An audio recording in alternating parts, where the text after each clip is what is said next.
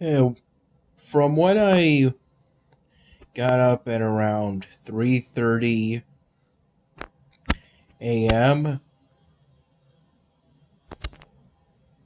I didn't really go to bed until after until at least about 2 p.m.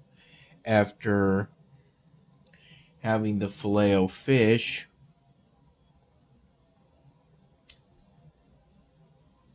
with the rest of the chicken McNuggets, of which for dipping I had two honey sauce packets and a tangy barbecue sauce packet for dipping the nuggets into.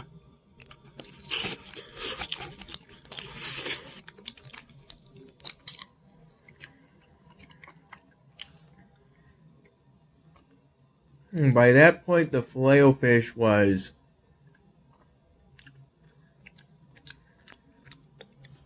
initially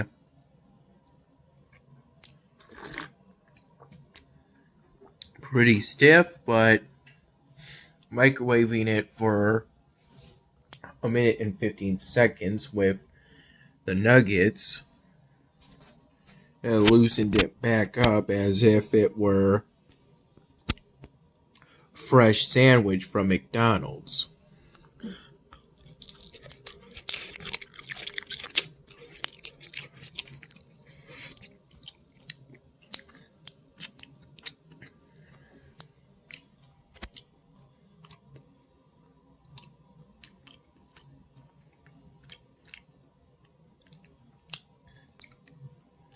And not long after I woke up, around 6 p.m.,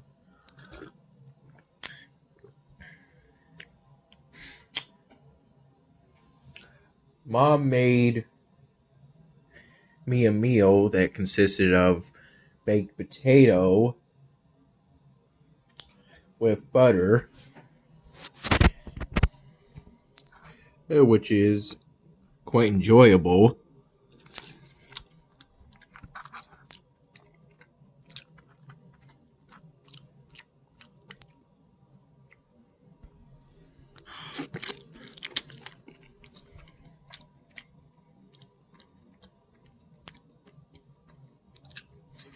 Though at no point during the shopping trip to Wegmans did she recall to get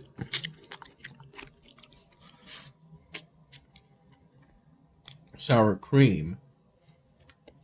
And regardless, the baked potatoes were quite enjoyable. The sour cream is just something I thought of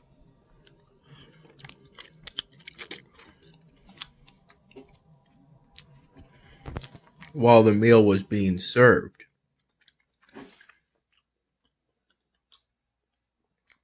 which also consisted of corn on the cob with butter and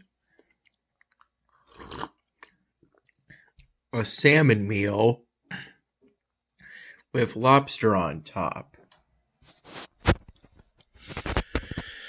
The lobster was on top of the salmon, and it appeared to be breaded, would be my best description of it.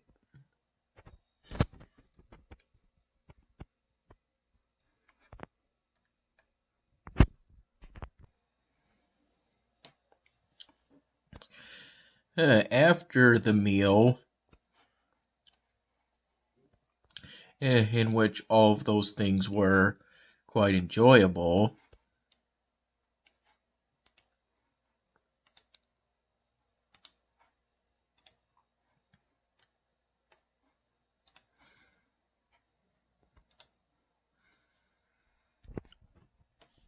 I spent much of the evening hours doing some work on the 99 Dan Hamming episode. And in particular, adding in some dialogue between the witness and the officer in the middle of their conversation.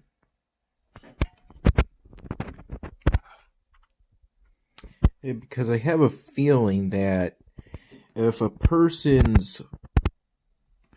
footage a person takes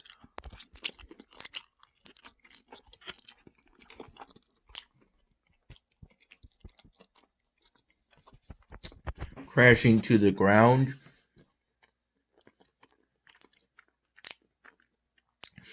after accidentally forgetting a parachute while skydiving,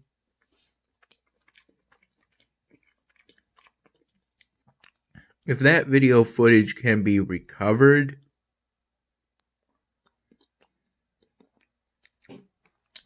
in the 1980s, based on a real case that I heard of through Mr. Ballin a long time ago, if that video footage can be recovered, then I have a feeling that in the real world,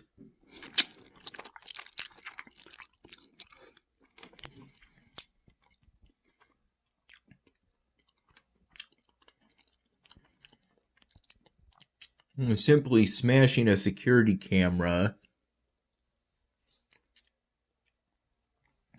it wouldn't be enough to render the video footage it takes destroyed.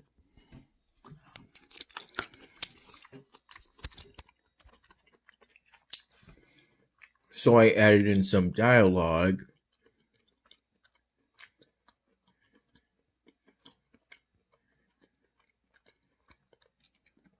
to make it so that the trio also, after smashing the security camera, is also burnt the scrap.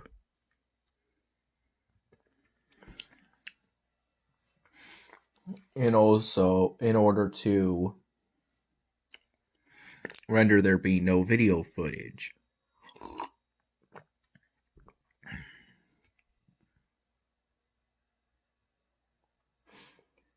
To that same end, I don't think, for what I did in the convenience store episode, I don't think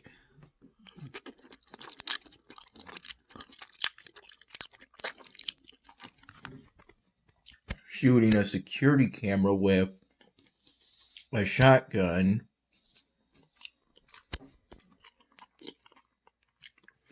is also enough to destroy the video footage.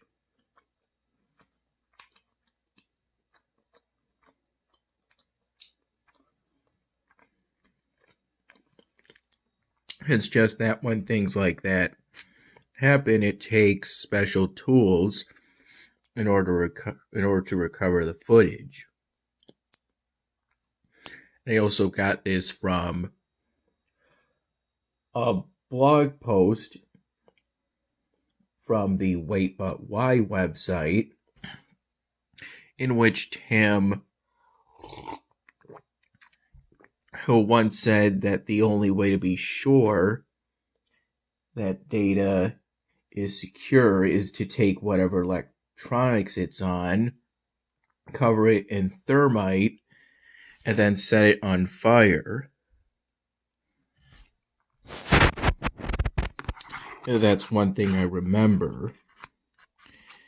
And it's these things that ultimately led me to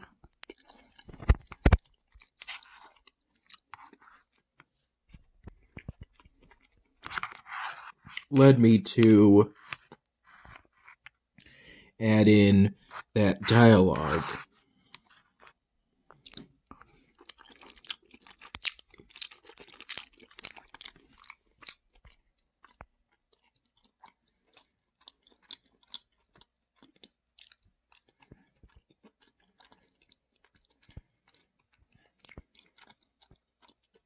which ended up complicating things as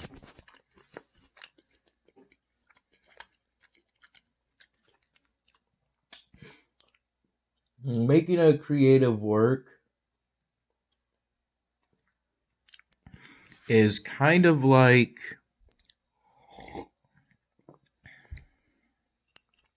molding clay, in that as you work on it, it hardens.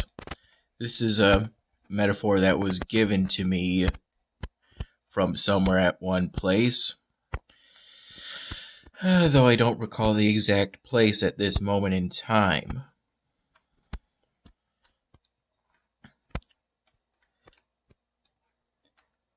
As the clay hardens as you work on something, it becomes harder to change things, because then if you've already worked on it some, you may have to change other stuff in order to make your changes consistent with what you've worked on. In the case of drawing on styrofoam,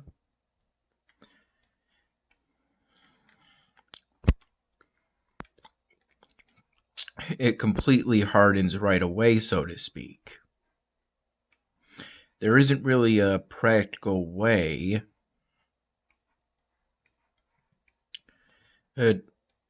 according to my knowledge, to remove permanent marker off of styrofoam. Speaking of which,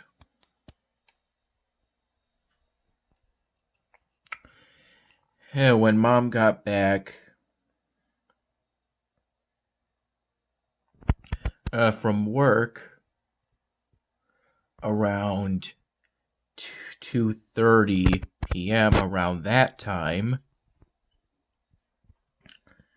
that was the time I decided to tell her that I got accepted into this year's juried Emerging Artists Expo at the Cornhill Festival. And I did this after helping her bring in the groceries that she got from Wegmans, which included a new pair of headphones for me, since on the old pair it still worked fine, but one headphone had become unresponsive, possibly from me accidentally tugging on it.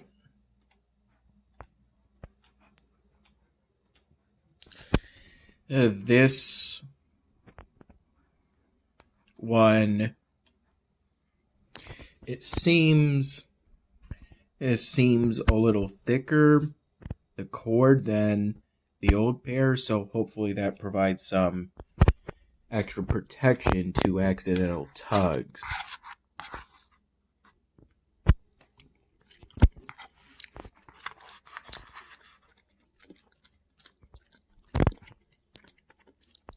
This is actually a frozen meal in a cardboard box.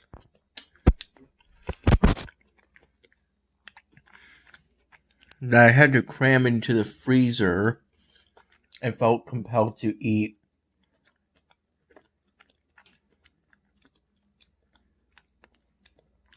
at least one bomb pop, which is the brand name for a popsicle that's red on top, blue on the bottom, and white in the middle.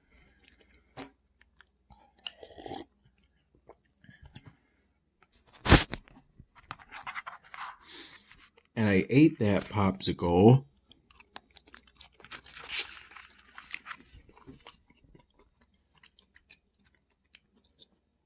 by biting it, which might explain why I got a mild brain freeze.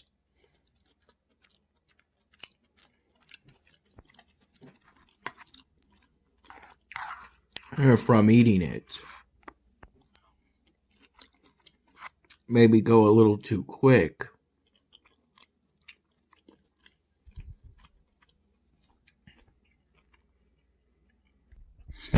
Mom was happy to hear that I had gotten into the Emerging Artists Expo. I was too, because I knew how hard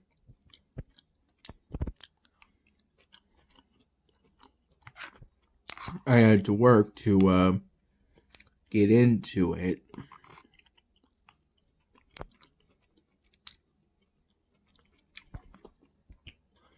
Working on styrofoam drawings.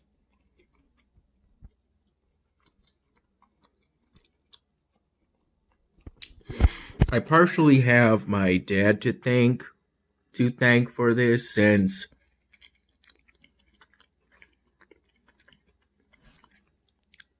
he made requests back in 2019,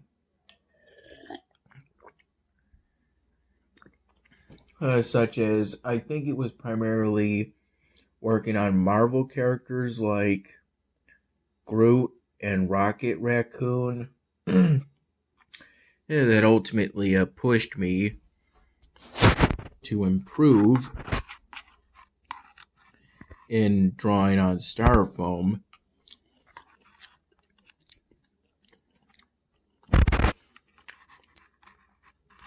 And ultimately,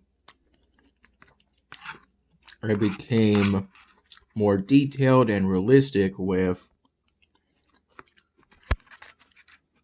my styrofoam drawings of primarily people and characters,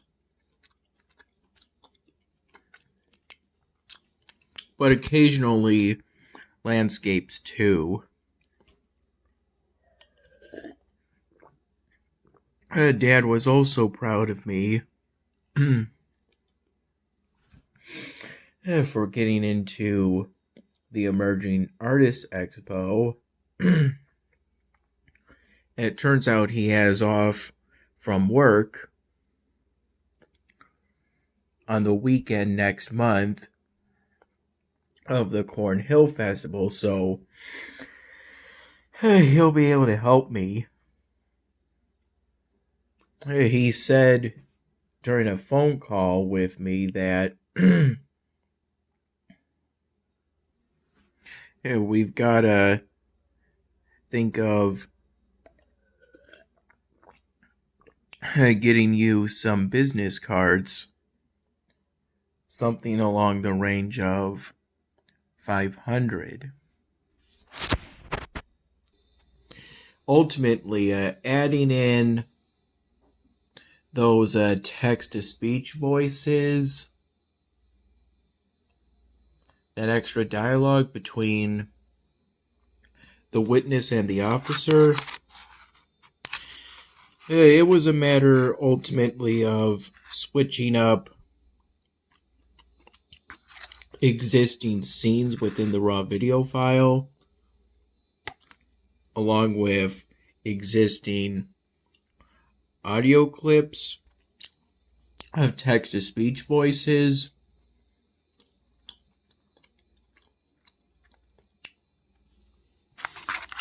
It turns out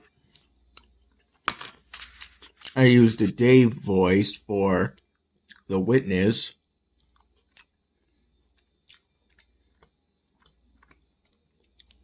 which I recalled from memory. And I used in a video showcase of every rapper offline, every male rapper offline voice,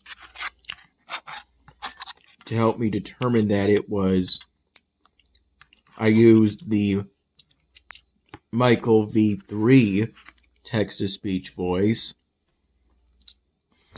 for the officer, who I gave the name Officer Bowler.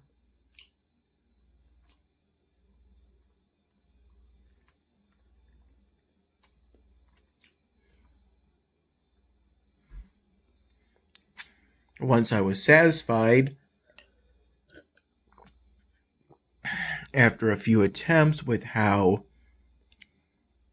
the updated raw video file turned out, which is the last one in the order of the 99th Dan Having episode,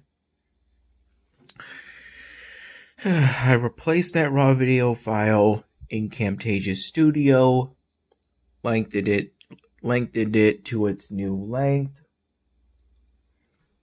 moved some existing custom props above the raw video file in the timeline, meaning it appears in front of the video, which is required for those props to be visible, and move them to the right of the timeline or later in the timeline. And this is what I do to tell left from right. Backwards L means right.